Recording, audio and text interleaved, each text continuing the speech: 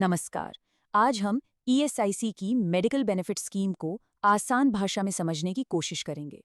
ESIC scheme का जो सबसे बड़ा वादा है वो ये है कि नौकरी लगने के पहले दिन से ही पूरी मेडिकल सुरक्षा मिल जाती है।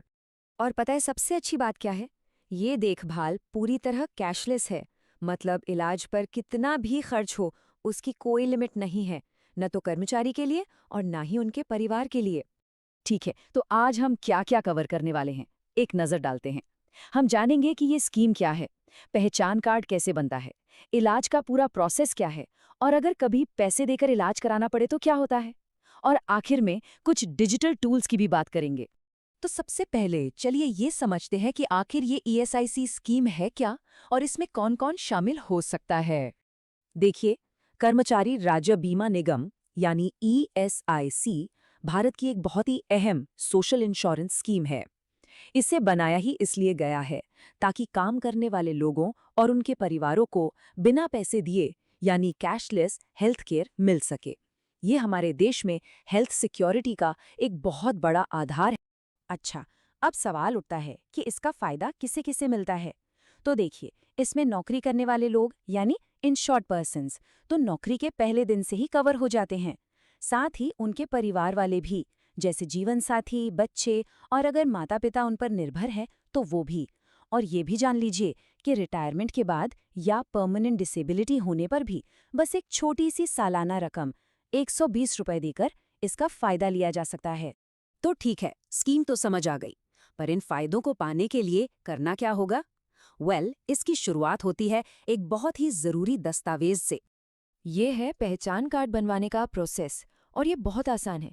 बस 3 स्टेप्स हैं। सबसे पहले कंपनी या एम्प्लॉयर ईएसआईसी के ऑनलाइन पोर्टल पर कर्मचारी को रजिस्टर करता है। फिर कर्मचारी को ईएसआईसी के ब्रांच ऑफिस जाकर अपने फिंगरप्रिंट्स और फोटो देने होते हैं। और बस इसके बाद एक परमानेंट ई पहचान कार्ड बन जाता है जिसे ऑनलाइन डाउनलोड किया जा सकता है। याद रखिए, ये कार्ड ही सारी मेडिकल सुविधाओं को अनलॉक करने की पहली सीढ़ी है। हाँ, एक और बात, जब तक परमानेंट कार्ड नहीं बनता, चिंता की कोई बात नहीं है। एक टेम्परेरी आइडेंटिफिकेशन सर्टिफिकेट मिलता है, जिससे 1 महीने तक इलाज की सुविधा तुरंत मिलनी शुरू हो जाती है। चलिए, अब मान लेते हैं कि कार्ड हाथ में आ गया है, तो अब इलाज का पूरा रास्ता कैसा होता है, आइए उसे समझते हैं। ईएसआईसी में ना देखभाल के 3 लेवल होते हैं। पहला है प्राइमरी केयर, मतलब छोटी मोटी बीमारियों के लिए सीधे ईएसआई की डिस्पेंसरी या क्लिनिक जा सकते हैं।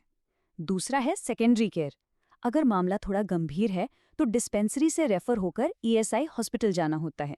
और तीसरा है टर्शरी केयर, यानी बहुत ही खास इलाज।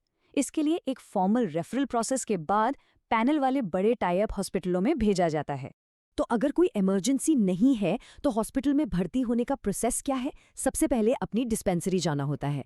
वहां बीमा चिकित्सा अधिकारी यानी आईएमओ को पहचान कार्ड दिखाना होता है।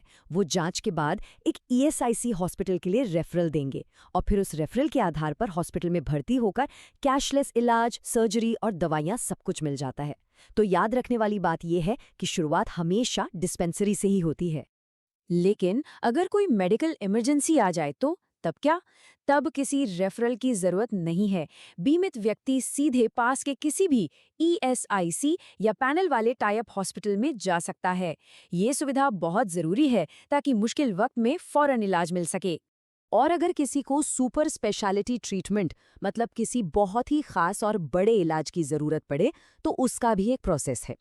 पहले ईएसआईसी का स्पेशलिस्ट डॉक्टर ये कंफर्म करता है कि इसकी ज़रूरत है।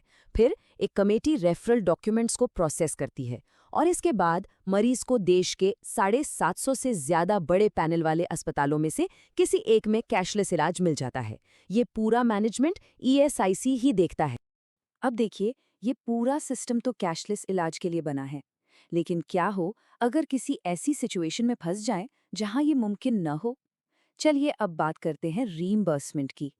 तो यहाँ 2 बातें हैं। पहला है कैशलेस ट्रीटमेंट, जो कि नियम है, मतलब ईएसआईसी या टाई अप हॉस्पिटल में बिना कोई पैसा दिए इलाज। और दूसरा है रीइंबर्समेंट, जो एक अपवाद है, यानी एक्सेप्शन। इसमें व्यक्ति प्राइवेट हॉस्पिटल में पहले अपनी जेब से पैसे देता है और फिर कुछ सख्त शर्तों के तहत उन पैसों को वापस क्लेम करता है। तो सवाल ये है कि रीइंबर्समेंट की इजाज़त मिलती कब है। देखिए, इसकी कुछ खास वजहें होती हैं। जैसे इमरजेंसी में इलाज कराना पड़ा तो 24 से 48 घंटे के अंदर ईएसआईसी को बताना होगा और डॉक्टर का सर्टिफिकेट लगेगा। या फिर डिस्पेंसरी में कोई दवा मौजूद नहीं है तो वहाँ से ओएस यानी आउट ऑफ स्टॉक का सर्टिफिकेट लेना होगा। इसी तरह अगर कोई स्पेशल टेस्ट ईएसआईसी में उपलब्ध नहीं है तो उनके स्पेशलिस्ट डॉक्टर की सिफारिश ज़रूरी हो। और आखिर में चलिए देखते हैं कि टेक्नोलॉजी ने इस पूरे सिस्टम को कितना आसान बना दिया है। बात करते हैं उन डिजिटल टूल्स की जो ईएसआईसी को सचमुच हमारी जेब में ले आए हैं। ईएसआईसी का अपना आईपी पोर्टल और उमंग ऐप है जो बहुत काम के हैं। इनसे अपनी एलिजिबिलिटी चेक कर सकते हैं, अपना ई पहचान कार्ड डाउनलोड कर सकते हैं, पास के ईएसआईसी हॉस्पिटल या डिस्पेंसरी का पता लगा सकते हैं, अपने क्लेम का स्टेटस देख सकते हैं और अगर कोई शिकायत है तो वो भी दर्ज कर सकते हैं। मतलब सारी जानकारी और कंट्रोल अब सीधे हमारे हाथ में है।